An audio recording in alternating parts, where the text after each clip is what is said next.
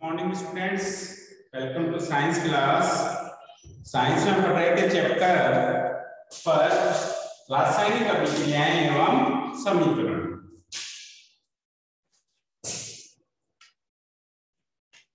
जिसमें आज का टॉपिक है संक्षारण एवं विकट गंधिता।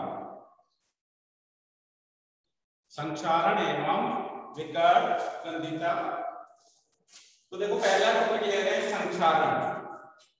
संक्षारण किसे कहते हैं? जब कोई धातु लंबे समय तक वायु, नमी अथवा अम्ल के संपर्क में रहती है तो वह संक्षारित होने लगती है, और संक्षारित होने की यह प्रक्रिया संक्षारण कहलाती है।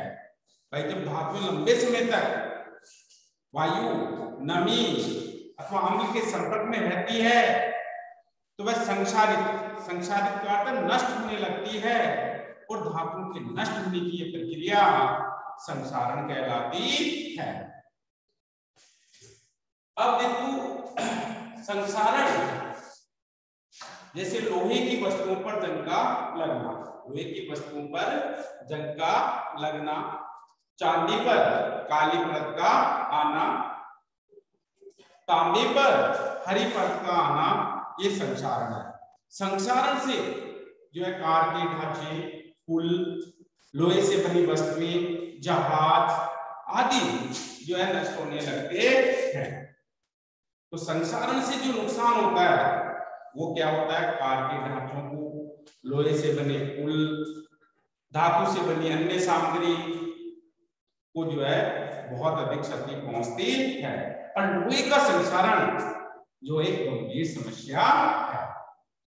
तो यहाँ इतना ही करना है आपको। संक्षारण की परिभाषा, तो संक्षारण किसे कहेंगे? जब धातु लंबे समय तक वायु, नमी अथवा अम्ल के संपर्क में रहती है तो वे नष्ट होने लगती है, और धातुओं के नष्ट होने की ये प्रक्रिया संक्षारण कहलाती है। क्लियर? अब देखो लोहे पर जंग का लगना। लोहा जो लंबे समय तक वायु व नमी के संपर्क में रहता है, लोहा प्रतीक है Fe। जब ये लंबे समय तक वायु की कौन सी? ऑक्सीजन से क्रिया करेगा, ऑक्सीजन से। नमी का मतलब जल से क्रिया होगी, तो क्या होता है? लोहे पर लालिमा युक्त भूरे रंग की परत बन जाती है, जिसे जंग कहते हैं। Fe2O3 NH2 संतुलित कर देंगे इसे। हुआ है। देखो यहाँ मैंने N का यूज किया है। नमी हो सकता है जल उसमें ज्यादा हो, जल उसमें कम हो, तो जल के जितने अणु होंगे वो इस दो से गुणा होंगे। इधर के जल के जितने अणु होंगे वो इस दो से गुणा होंगे। तो ये लोहा है, वायु के संपर्क में वायु की ऑक्सीजन से क्रिया होगी, नमी का मतलब जल की उपस्थिति में। तो लोहे पर क्या होती है? लालिमा युक्त भूरे रंग की परत बन जाती है, और वो लालिमा युक्त भूरे रंग की परत क्या कहलाती है? जंग कहलाती है। तो लोहे की वस्तुओं पर जंग का लगना क्या है? संक्षारण है। ऐसी चांदी लंबे समय तक जब वायु, नमी, अम्ल आदि के संपर्क में रहती है तो इस पर काली परत बन जाती है। ठीक इसी प्रकार से तांबे पर हरी परत का बनना भी क्या है? संक्षारण का उदाहरण है।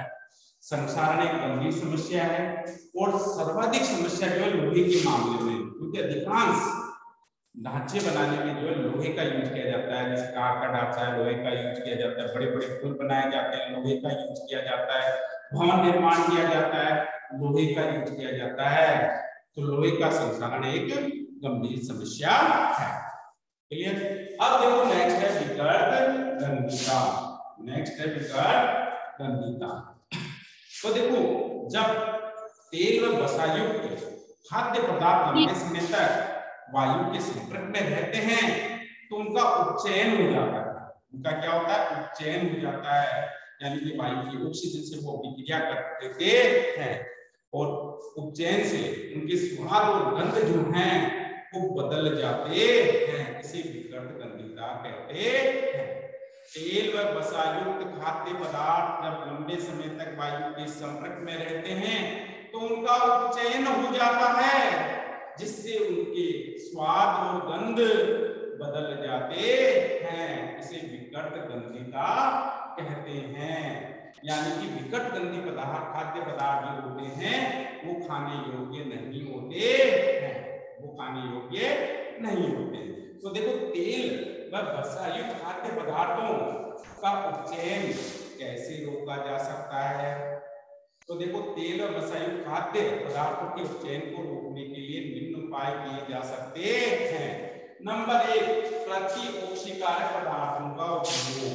नंबर 1 क्या किया जा सकता है? प्रतिओक्षीकारक पदार्थों का उपयोग किया जाता है। प्रतिओक्षीकारक पदार्थ क्या होंगे? उपचयन को रोकेंगे, यानी ऑक्सीकरण को रोकेंगे। जैसे BHA है, BHT है आदि, जो ये काम करते हैं। नेक्स्ट पॉइंट नंबर 2, तेल व वसायुक्त खाद्य पदार्थों की वायुरोधी पैकिंग। यानी कि खाद्य पदार्थों की पैकिंग कैसी होनी चाहिए? वायुरोधी होनी चाहिए। वो वायु के संपर्क में नहीं आने चाहिए, और जब वायु के संपर्क में नहीं आएंगे तो उनका उपचयन जो है कुछ समय तक नहीं होगा। तो जो है वायुरोधी पैकिंग, खाद्य पदार्थों की वायुरोधी पैकिंग द्वारा भी उपचयन को रोका जा सकता है। नंबर 3, खाद्य पदार्थों को कम तापमान पर रखकर जो है उपचयन को रोका जा सकता है। जैसे देखो, ये प्रैक्टिकल आप करते भी हो, आप सभी के घर में फ्रिज होंगे। फ्रिज में जो है मम्मी जी कुछ समय के लिए खाद्य पदार्थों को रखती हैं ताकि वो लंबे समय तक खाने योग्य बने रहे। तो फ्रिज क्या करता है? खाद्य पदार्थों को कम ताप उपलब्ध कराता है, जिससे उनका उपचयन कुछ समय तक नहीं होता है, थोड़े लंबे समय तक खाने योग्य बने रहते हैं। क्लियर है? तो कम ताप पर रखकर, यानी कि फ्रिज में रखकर जो है इनके उपचयन को रोका जा सकता है कुछ समय के लिए। अब देखो बच्चों, नेक्स्ट पॉइंट है नाइट्रोजन प्रवाहित कराकर, कम सक्रिय गैस नाइट्रोजन प्रवाहित कराकर जो है इसे रोका जा सकता है। आप सभी ने चिप्स खाए होंगे, आलू के चिप्स खाए होंगे, पैकिंग में आते हैं। पैकिंग में आते हैं तो उस पैकेट में चिप्स के साथ कम सक्रिय गैस, ऑक्सीजन तो हटा दी जाती है, और कम सक्रिय गैस नाइट्रोजन जो है प्रवाहित की जाती है। आलू का चिप्स का जो पैकेट होता है खुला हुआ होता है, क्यों? क्योंकि उसमें कम सक्रिय गैस नाइट्रोजन भरी होती है, और नाइट्रोजन क्या करती है? कुछ समय के लिए उपचयन को रोकती है, यानी कि कुछ लंबे समय तक जो है खाने योग्य बने रहते हैं। क्लियर? तो ये हो गया विकट गंधिता के उदाहरण। स्टूडेंट्स, आज हमने संसारण व विकट गंधिता का अध्ययन किया। संसारण में मैंने क्या बताया आपको? जब धातुएं लंबे समय तक वायु, नमी व अम्ल के संपर्क में रहती है तो वह नष्ट होने लगती है। धातु के नष्ट होने की प्रक्रिया संसारण कहलाती है। जैसे लोहे पर जंग का लगना, चांदी पर काली परत का बनना, तांबे पर हरी परत का बनना। अब संसारण से क्या नुकसान होते हैं? संसारण से कार के ढांचे, पुल, जहाज, धातुओं से बनी अन्य सामग्रियां जो है धीरे धीरे नष्ट होने लगती है, और इनमें भी लोहे का संसारण जो है एक गंभीर समस्या है। इतना आपको याद होना चाहिए। विकट गंधिता में मैंने आपको क्या बताया? जब तेल व वसायुक्त खाद्य पदार्थ लंबे समय तक वायु के संपर्क में रहते हैं तो उन पदार्थों का उपचयन हो जाता है, जिससे उनके स्वाद और गंध बदल जाते हैं। इसे विकट गंधिता कहते हैं। विकट गंधी पदार्थ खाने योग्य नहीं होते, अर्थात वो दूषित हो जाते हैं। क्लियर है? अब देखो, उपचयन, खाद्य पदार्थों पर उपचयन को कैसे रोका जा सकता है? नंबर 1, प्रतिओक्षीकारक पदार्थों का उपयोग करके। नंबर 2, खाद्य पदार्थों की वायुरोधी पैकिंग करके। नंबर 3, खाद्य पदार्थों को कम ताप पर रखकर, जैसे हम घर में छोटे स्तर पर जो फ्रिज का उपयोग करते हैं। और नंबर 4, कम सक्रिय गैस नाइट्रोजन से जो है उपचारित करके खाद्य पदार्थों को कुछ समय के लिए जो है उपचयन से बचाया जा सकता है। यह आपका इसके साथ चैप्टर नंबर 1 जो है कंप्लीट होता है। अब देखो चैप्टर 1 के कुछ क्वेश्चंस आंसर है, इनकी पीडीएफ का मैंने आपको सेंड कर दी थी और मैं इनको सॉल्व करवा देता हूं। अब देखो इसमें फर्स्ट क्वेश्चन है, पीडीएफ मैंने आपको इनकी सेंड कर दी है। प्रश्न है पहला, लास्ट बॉक्स है ये। जब लोहे की कील को कॉपर सल्फेट के विलयन में डुबोया जाता है तो विलयन का रंग क्यों बदल जाता है? कील किसकी है? लोहे की है। तो लोहे की कील के लिए क्या लिखेंगे? लोहे के लिए Fe। किसमें डुबोया जाएगा? कॉपर सल्फेट के विलयन में, कॉपर सल्फेट के विलयन में। अब देखो यहाँ लोहा जो है वो इस कॉपर से अधिक अभिक्रियाशील है, तो इस कॉपर को क्या करता है, यहाँ से विस्थापित कर देता है आयरन सल्फेट और कॉपर का यहाँ निर्माण हो जाता है। तो देखो यहाँ जब लोहे की कील को कॉपर सल्फेट के विलयन में डुबाया जाता है तो विलयन का रंग क्यों बदल जाता है? क्योंकि लोहा जो है तो कॉपर सल्फेट में जो कॉपर है उससे अधिक अभिक्रियाशील है, वो कॉपर को विस्थापित करके आयरन सल्फेट का निर्माण कर लेता है और आयरन सल्फेट के निर्माण के कारण जो है कॉपर सल्फेट का जो नीला रंग है वो फेड हो जाता है, मलिन हो जाता है। आयरन सल्फेट के निर्माण के कारण हल्का हरा हो जाता है। क्लियर है? अब देखो नेक्स्ट क्वेश्चन है इसमें, क्वेश्चन नंबर 2, क्रियाकलाप 1.10 से भिन्न द्विविस्थापन अभिक्रिया का एक उदाहरण लिखिए। तो देखो क्रियाकलाप जो था 1.10 जो क्रियाकलाप था, क्रियाकलाप उसमें बेरियम क्लोराइड की अभिक्रिया सोडियम सल्फेट से कराई गई थी। अब ये कह रहा उसको नहीं लिखना है हमें, उसके अलावा। तो तब मैंने जब द्विविस्थापन अभिक्रिया टॉपिक पढ़ाया है तो आपको उसके अलावा 2-3 अभिक्रियाएं और भी लिखवाई हैं जो आपके सिलेबस में आ चुकी हैं। उन्हीं में से एक है जैसे लेड नाइट्रेट की अभिक्रिया पोटेशियम आयोडाइड से कराते हैं, पोटेशियम आयोडाइड से। तो क्या बनता है? लेड आयोडाइड सॉलिड बनेगा और पोटेशियम नाइट्रेट बनता है। अभी समीकरण संतुलित होना चाहिए, एक बार नाइट्रेट को आयन से ये शू कर दिया हमने इसको भी, ठीक है। अब देखो पोटेशियम 2, इधर 2 है, यहाँ पे भी 2 कर दिया, Ib2, ये संतुलित समीकरण। तो देखो यहाँ लेड किसके प्लेस पर चला गया? पोटेशियम के। पोटेशियम किसकी जगह आ गया? लेड की। तो ये कैसी अभिक्रिया है? द्विविस्थापन अभिक्रिया के उदाहरण दे सकते हैं। इसके अलावा और भी उदाहरण दे सकते हैं, जैसे ये दे सकते हैं हाइड्रोक्लोरिक एसिड है, सोडियम हाइड्रोक्साइड से अभिक्रिया करता है सोडियम क्लोराइड प्लस H2O का निर्माण होता है। प्लस किसका निर्माण होता है? H2O का। तो ये भी एक क्या है? द्विविस्थापन। दोनों में से कोई सा भी उदाहरण आप लिख सकते, इनसे भिन्न और भी बहुत से उदाहरण हैं आप लिख सकते। अब देखो नेक्स्ट, निम्न अभिक्रियाओं में उपचयित तथा अपचयित पदार्थों की पहचान करनी है। तो देखो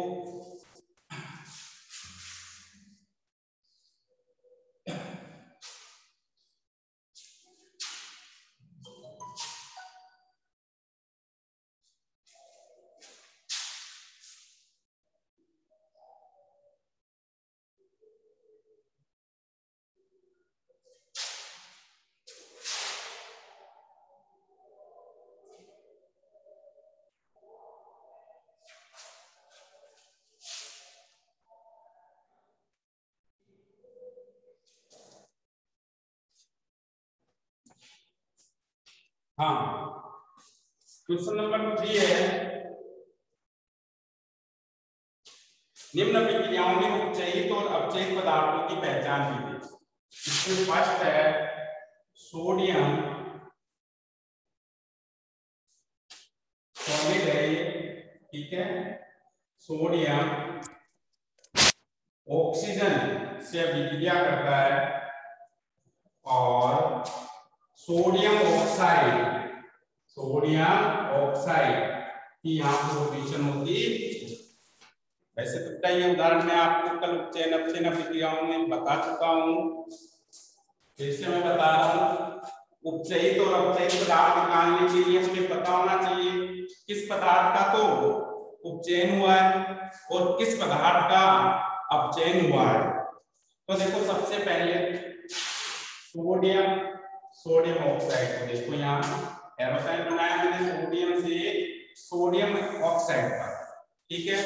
अब आपको बताना बेटा यहाँ इसका उपचयन हुआ है या अपचयन। सोडियम का सोडियम ऑक्साइड में उपचयन हुआ है या अपचयन। कल ये टॉपिक मैंने आपको कराया था, कल बहुत से बच्चों ने सही आंसर दिए थे, तो आप इसको पहचाने। सोडियम का सोडियम ऑक्साइड में उपचयन हुआ है या अपचयन। मोनिका बोरा ने आंसर दिया है सर उपचयन, बिल्कुल सही है, वेरी गुड बेटा वेरी गुड। इसका क्या हुआ है उपचयन।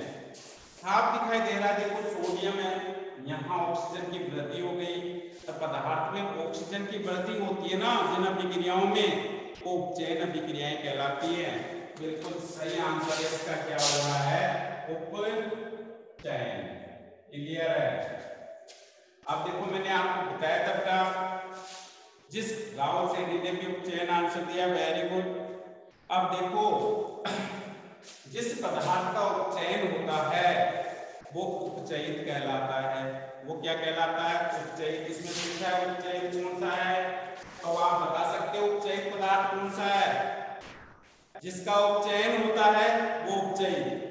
उपचयन किसका हुआ, अपचयन किसका हुआ, या विकारक की तरफ होते हैं, ठीक है।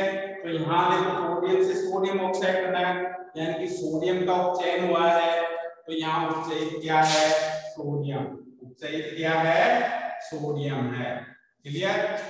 अब देखो नेक्स्ट, ऑक्सीजन से सोडियम ऑक्साइड को देखो, मैंने बेटा 3 बिंदु लिखवाए थे ऑक्सीकरण अपचयन के, उसमें एक बिंदु ये भी होगा भाई पदार्थ में धातु का जुड़ना, धातु का योग, पदार्थ में धातु का योग। यहाँ सोडियम धातु है, पदार्थ ऑक्सीजन है, ऑक्सीजन में सोडियम जुड़ रहा है यानी धातु का योग हो रहा है, और पदार्थ में धातु का योग अपचयन कहलाता है। तो ये क्या हो रहा है यहाँ इसका अपचयन, अपचयन। और वैसे भी देखो आप एक को पहचान लेते हो तो दूसरा बचा हुआ ये होगा, तो इसका क्या हो गया अपचयन। तो ऑक्सीजन यहाँ क्या होगा अपचयन, अपचयन। तो आप आंसर दे सकते हैं सोडियम तो क्या है उपचयित, और ऑक्सीजन यहाँ क्या है अपचयित, अपचयित। उपचयित जैसे ऑक्सीकरण भी कह सकते हैं, ऑक्सीकरण, ऑक्सीकरण। क्लियर है। देखो मोनिका बोरा ने इसका भी आंसर दे दिया था अपचयन, बिल्कुल सही है बेटा आपका। अब देखो नेक्स्ट है थर्ड का सेकंड, इसमें क्वेश्चन आपसे पूछा है कॉपर सेकंड ऑक्साइड है, सॉलिड है, क्या आप बता सकते हो कॉपर सेकंड ऑक्साइड का कलर रंग कैसा होता है। कल बताया था मैंने, ये जरूर आपको उपचयन अपचयन पढ़ाया है। तो कॉपर सेकंड ऑक्साइड CO का रंग कैसा होता है, यदि समझ में आया तो आंसर दें इसका।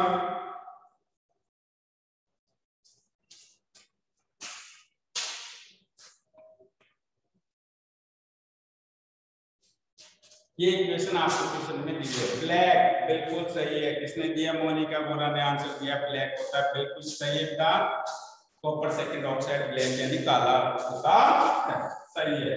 अब देखो नेक्स्ट है कॉपर, ये क्वेश्चन में मैंने आपको बताया है कॉपर सेकंड ऑक्साइड हाइड्रोजन से रिएक्ट कर रहा है, कॉपर एंड वाटर की फॉर्मेशन यहाँ हो रही है, जल की फॉर्मेशन यहाँ हो रही है। तो देखो यहाँ कॉपर सेकंड ऑक्साइड से कॉपर को चेक करें, हाइड्रोजन से जल को चेक करें। अब आप मुझे बताएं कॉपर सेकंड ऑक्साइड का कॉपर में क्या हो रहा है, अपचयन या उपचयन। यहाँ क्या लिखूं, अपचयन या उपचयन। कॉपर सेकंड ऑक्साइड का कॉपर अब चयन हो रहा है। किसने दिया सबसे पहले आंसर? रोहित चौधरी, बिल्कुल सही कह रहे हो। मोनिका गोरा, ये गलत है, आपका उपचयन नहीं हो रहा है। यहाँ देखो, यहाँ ऑक्सीजन की कमी हो रही है। कॉपर सेकंड ऑक्साइड ऑक्सीजन है, यहाँ ऑक्सीजन की कमी हो रही है। आप इसको एरो को नहीं देखे, मैंने एरो ऊपर उल्टा लगाया है, सोडियम से सोडियम ऑक्साइड में लगाया था तो ऑक्सीजन की बढ़ती, ये नीचे की तरफ से भी लगाया जा सकता है। तो आप यहाँ ये चेक करें, जैसे यहाँ कॉपर सेकंड ऑक्साइड है, ऑक्सीजन नहीं है, ये देखना एरो साइन को ऊपर नीचे से आंसर नहीं देना है, ठीक है। तो इसका आंसर क्या हो गया? रोहित चौधरी का बिल्कुल सही है, अपचयन।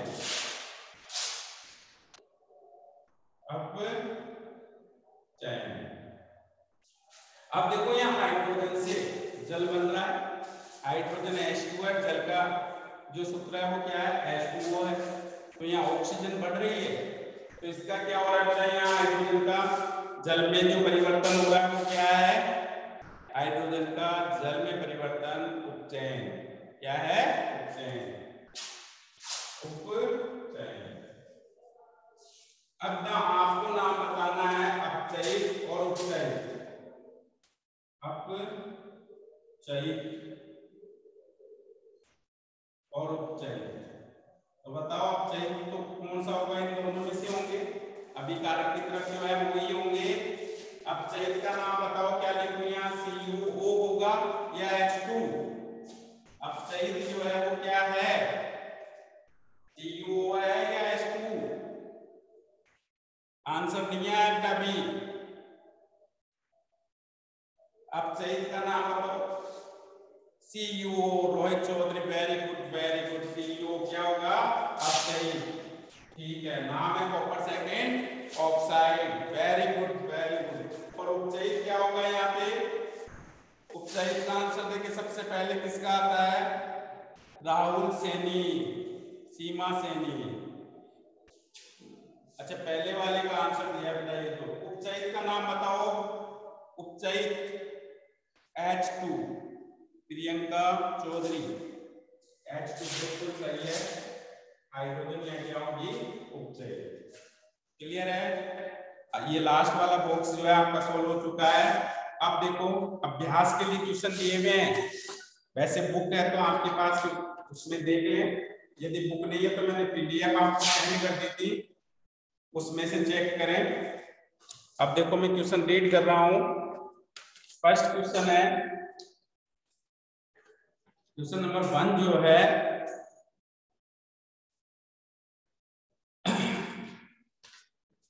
नीचे दी गई अभिक्रिया के संबंध में कौन सा कथन असत्य है? यहाँ एक अभिक्रिया दे रखी है, लेड मोनोऑक्साइड जो है, लेड मोनोऑक्साइड जो है वो कार्बन से अभिक्रिया करता है, लेड सॉलिड बनता है प्लस कार्बन डाइऑक्साइड गैस का यहाँ निर्माण होता है। अब देखो ये क्या है, कौन सा कथन असत्य है? तो सबसे पहले तो हमें पता कर लेना चाहिए किसका अपचयन हुआ है, किसका उपचयन, तभी हम बता पाएंगे कौन सा कथन सही है, कौन सा कथन गलत है।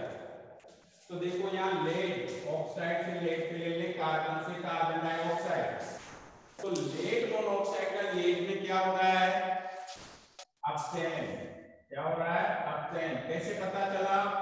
ऑक्सीजन की कमी हो गई, ऑक्सीजन की कमी हो गई। अब देखो ये कार्बन डाइऑक्साइड में क्या हो रहा है? उपचयन। क्या हो रहा है? उपचयन। जिसका अपचयन होता है वो अपचयित, वो अपचयित। तो यहाँ अपचयित लेड मोनोऑक्साइड, और जिसका उपचयन होता है वो उपचयित होता है। वो क्या होता है? उपचयित। तो यहाँ कार्बन क्या है? उपचयित। क्लियर है? तो देखो क्या पहला कथन, सीसा अपचयित हो रहा है, मैंने आपको बताया होगा अपचयित और उपचयित, ऑक्सीकारक अपचायक ये सदैव ही अभिकारक की तरफ ही मिलेंगे, उत्पाद की तरफ कुछ नहीं मिलेगा इनमें से। क्लियर है? तो अभिकारक की तरफ लेड नहीं है, सीसा नहीं है, सीसा उत्पाद की तरफ है, सोचना ही नहीं है, सीधे कहना ये कथन असत्य है। फिर देखो कार्बन डाइऑक्साइड उत्सर्जित हो रहा है, कार्बन डाइऑक्साइड भी उत्पाद की साइड है, ये कथन भी असत्य है। अब देखो नेक्स्ट सी, कार्बन उत्सर्जित हो रहा है, कार्बन उत्सर्जित हो रहा है, ये सत्य है। डी है लेड ऑक्साइड अपचयित हो रहा है, ये भी सत्य है। यानी कि ए और बी तो असत्य है, सी और डी क्या है, सत्य है। लेकिन हमें क्वेश्चन में क्या पूछा गया है, असत्य कथन के लिए पूछा गया है, तो इसका आंसर क्या होगा, असत्य कथन जो है वो इसका आंसर होगा।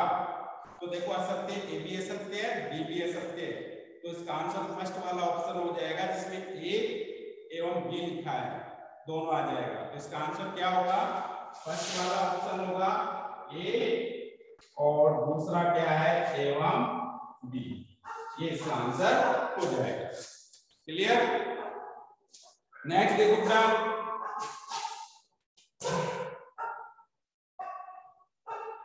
आयरन ऑक्साइड दे रखा है,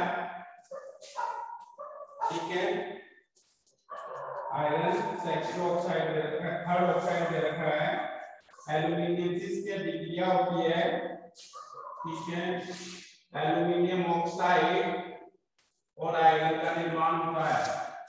अब आपको बताना पड़ गई अभिक्रिया किस प्रकार की है, तो देखो एल्यूमिनियम जो है वो आयरन से अधिक अभिक्रियाशील है, आयरन को यहाँ से विस्थापित कर रहा है और स्वयं उसके स्थान पर आकर एल्यूमिनियम ऑक्साइड का निर्माण कर रहा है, तो यहाँ विस्थापन अभिक्रिया होगी। इसका आंसर क्या होगा, विस्थापन देखो इसमें होगा डी, इसका आंसर क्या हो जाएगा, क्वेश्चन नंबर 2 का आंसर जो होगा वो क्या हो जाएगा, डी, आंसर होगा डी, विस्थापन अभिक्रिया है ये। नेक्स्ट क्वेश्चन देखो, क्वेश्चन नंबर 3 जो दे रखा है, लोह चूर्ण पर तनु हाइड्रोक्लोरिक अम्ल डालने से क्या होता है। लोह चूर्ण लिया हमने, लोह चूर्ण के लिए क्या लिख गया है, क्या डाला, तनु हाइड्रोक्लोरिक अम्ल, HCl डाल दिया। अब अभिक्रिया होगी तो क्या बनेगा, आयरन क्लोराइड बन जाएगा और साथ में क्या बन जाएगा, हाइड्रोजन, समीकरण को संतुलित कर दे, यह अभिक्रिया हो जाएगी। तो यहाँ आयरन क्लोराइड, यह आयरन क्लोराइड और ये क्या हाइड्रोजन गैस बनेगी। अब देखते हैं इसमें क्या पूछ रहा है, लोह चूर्ण पर तनु हाइड्रोक्लोरिक अम्ल डालने से क्या होगा, सही उत्तर पर निशान लगाइए, तो आपका आंसर हो जाएगा हाइड्रोजन गैस एवं आयरन क्लोराइड बनता है। क्लियर है, इसका आंसर हो गया ए, क्या हो जाएगा ए, इनमें ये दोनों है आयरन क्लोराइड और हाइड्रोजन यहाँ बनता है। नेक्स्ट देखो क्वेश्चन नंबर 4, संतुलित रासायनिक समीकरण क्या है। तो देखो जब रासायनिक समीकरण में अभिकारक पक्ष के तत्वों के परमाणुओं की संख्या और उत्पाद पक्ष के तत्वों के परमाणुओं की संख्या समान हो तो समीकरण संतुलित समीकरण कहलाता है। ठीक है, रासायनिक समीकरण को संतुलित करना क्यों आवश्यक है, द्रव्यमान संरक्षण के नियमानुसार द्रव्यमान का न तो निर्माण किया जा सकता है और न ही विनाश किया जा सकता है। अतः एक रासायनिक समीकरण में अभिकारक पक्ष व उत्पाद पक्ष का द्रव्यमान समान करने के लिए रासायनिक समीकरण को संतुलित किया जाता है। नेक्स्ट क्वेश्चन है क्वेश्चन नंबर 5, निम्न तत्वों को रासायनिक समीकरण के रूप में परिवर्तित कर उन्हें संतुलित कीजिए। यहाँ शब्द समीकरण दिया हुआ है और इसके लिए हमें जो है रासायनिक समीकरण लिखना है। तो देखो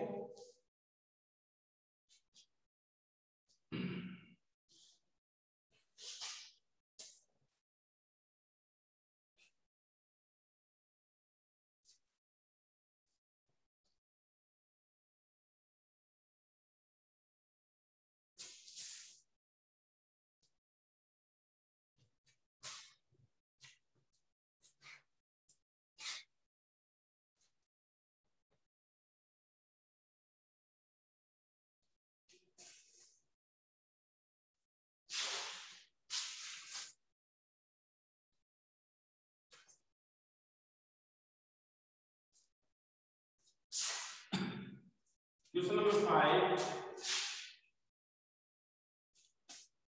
निम्न कथनों को रासायनिक समीकरण के रूप में परिवर्तित कर उन्हें संतुलित कीजिए।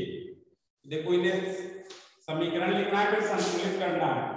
नाइट्रोजन हाइड्रोजन गैस से संयोग करके अमोनिया बनाता है, नाइट्रोजन हाइड्रोजन से सहयोग कर रहा है तो ये क्या हो गया, अभिकारक। क्या बना रहा है, अमोनिया बना रहा है तो ये क्या हो गया, उत्पाद।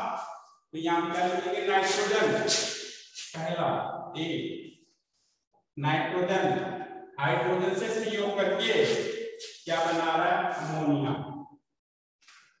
ये अमोनिया बना रहा है, ठीक है। तो देखो इसे संतुलित करना है, नाइट्रोजन इधर 2 है, ये 2 कर दिया, हाइड्रोजन इधर 2 को 3 से गुणा किया 6, 3 को 2 से किया 6। अब ये संतुलित है, नाइट्रोजन भी गैस है, हाइड्रोजन भी गैस है यहाँ, और अमोनिया भी क्या है यहाँ, गैस। तो ये हो गया इसके लिए रासायनिक समीकरण।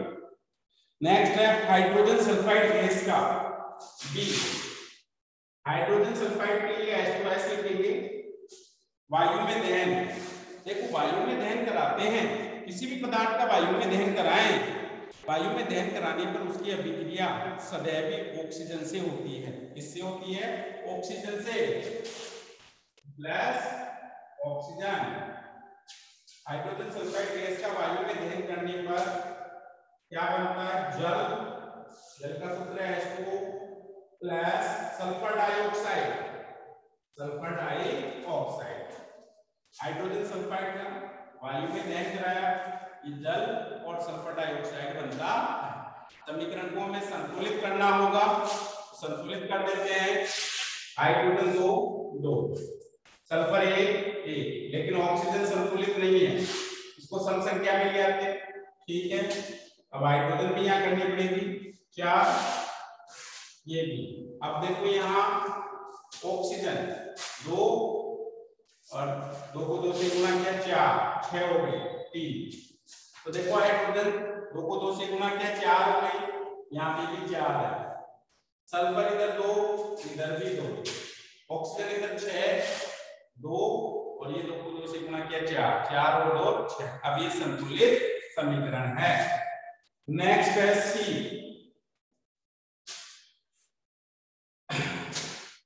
तो देखो एल्यूमिनियम सल्फेट के साथ अभिक्रिया का barium chloride, aluminium sulphate AN2SO4 friends, मैंने आपको बताया था ये जो रासायनिक सूत्र लिखे जाते हैं ये संयोजकताओं के आधार पर बनाए जाते हैं। मैंने बताया था संयोजकताएं एक दूसरे के नीचे चली जाती है, जैसे यहाँ एल्यूमिनियम की 3 है, सल्फेट आयन के नीचे आ गई, सल्फेट की 2 है, एल्यूमिनियम आयन के नीचे आ गई, क्लियर। फिर देखो नेक्स्ट बेरियम क्लोराइड से अभिक्रिया होती है, बेरियम क्लोराइड से यहाँ क्या होगी, इसकी अभिक्रिया होगी। तो बेरियम क्लोराइड से अभिक्रिया करके क्या बना रहा है, एल्यूमिनियम क्लोराइड AnCl3 के बेरियम सल्फेट का ऑक्साइड प्लस BaSO4। BaSO4 जो है वो सॉलिड होगा, ये ध्यान रखना। अवक्षेप कहते हैं ना, इसमें अवक्षेप हमेशा ठोस होते हैं। भाई अवक्षेप किससे कहते हैं, रासायनिक अभिक्रिया के दौरान बना ठोस अम्लीय पदार्थ अवक्षेप कहलाता है, फिर ठोस होगा। अब देखो यहाँ एल्यूमिनियम सल्फेट बेरियम क्लोराइड से अभिक्रिया कर रहा है, एल्यूमिनियम क्लोराइड और बेरियम सल्फेट बन रहा है। समीकरण कैसा होना चाहिए, संतुलित होना चाहिए। एल्यूमिनियम 2 है अभिकारक, बाकी 2 कर दिए, सल्फेट आयन इधर 3 है, ये भी इधर 3 कर दिए, ठीक है। बेरियम इधर 1 है, इधर 3 है, ये भी 3 कर दिए, बेरियम 3। तो यहाँ क्लोरीन परमाणु 3 को 2 से गुणा किया 6 है, इधर 2 को 3 से गुणा किया 6 बराबर है। अब ये समीकरण क्या है, संतुलित है। ये रासायनिक समीकरण क्या है, संतुलित है। नेक्स्ट है डी। पोटेशियम धातु जल के साथ अभिक्रिया करके, पोटेशियम धातु यानी कि सॉलिड है, ये क्या होगा, ये सॉलिड जल के साथ, जल लिक्विड होता है, अभिक्रिया करती है। पोटेशियम हाइड्रोक्साइड, पोटेशियम हाइड्रोक्साइड एम हाइड्रोजन गैस देती, ये क्यों हो जाएगा, ये गैस हो जाएगी, ये लिक्विड हो जाएगा, ठीक है। अब देखो पोटेशियम ये यहाँ देखो हाइड्रोजन 3 है, सम संख्या में लिए 4, पोटेशियम भी है यहाँ पे 2, पोटेशियम 2 हो गए, अभिकारक की तरफ भी 2 हैं। अब देखो यहाँ हाइड्रोजन 2 है, लेकिन इधर 2 तो यहाँ हो गई और 2 ये 4, यहाँ 2 लगा दी, ये 4, तो ऑक्सीजन यहाँ 2 है, यहाँ पे भी 2, अभी संतुलित समीकरण है इसका। तो देखो ये हो गया आपका क्वेश्चन नंबर 5। अब देखो क्वेश्चन नंबर 6। स्टूडेंट्स, मैंने आपको सबसे पहले जो टॉपिक पढ़ाया था, इसमें मैंने आपको विस्तार से रासायनिक समीकरण को संतुलित करना भी बताया था। यदि वो टॉपिक आपके क्लियर है तो मैं आशा करता हूं कि आप क्वेश्चन नंबर 6 को आसानी से कर पाएंगे। तो क्वेश्चन नंबर 6 मैं आज आपके लिए छोड़ रहा हूं, फिर भी नहीं आता है नेक्स्ट क्लास में आप पूछ सकते हैं। अब देखो नेक्स्ट है क्वेश्चन नंबर 7। इसमें समीकरण देखो 6 में समीकरण भी लिखा हुआ है, केवल आपको संतुलित करना है। अभिकारक पक्ष और उत्पाद पक्ष में परमाणुओं की संख्या याद करनी है और उनको समान करना है। कर सकते हो क्या क्वेश्चन नंबर 6? क्वेश्चन नंबर 6 यदि कर सकते हैं तो ओके कर दें, अदरवाइज मैं यहाँ करवा दूंगा इसको भी। क्वेश्चन नंबर 6 यदि कर सकते हैं तो ओके कर दें।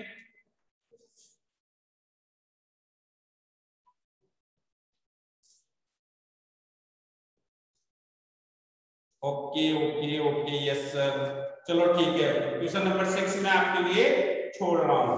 क्वेश्चन नंबर 7 से 20 तक वो क्वेश्चन इसमें दिए गए, ये क्वेश्चन अपन नेक्स्ट क्लास में करेंगे। एक बार आप करने का इनको प्रयास करें, आप प्रयास करोगे। वैसे तो क्या सब मैंने करवा दिया है, क्योंकि जो थ्योरी मैंने पढ़ाई उसी में से क्वेश्चंस हैं, तो आपका साथ के साथ ही टेस्ट भी हो जाएगा। आप इनमें से जितने ज्यादा कर पाएंगे, जैसे आपने 10 क्वेश्चन का प्रयास किया तो उनमें से आपने 9 कर लिए तो 90% आपका ये चैप्टर क्लियर है। आपने 10 के 10 कर लिया 100% क्लियर है। आप 10 में से 1 भी नहीं कर पाते हैं तो आपको समझ में नहीं आया। तो आज आप इनकी प्रैक्टिस करें, नेक्स्ट क्लास में अपन यहीं से वापस से स्टार्ट करेंगे। 6 क्वेश्चन भी मैं आपसे पूछूंगा तो उसको भी प्रैक्टिस करें। तब तक के लिए थैंक यू।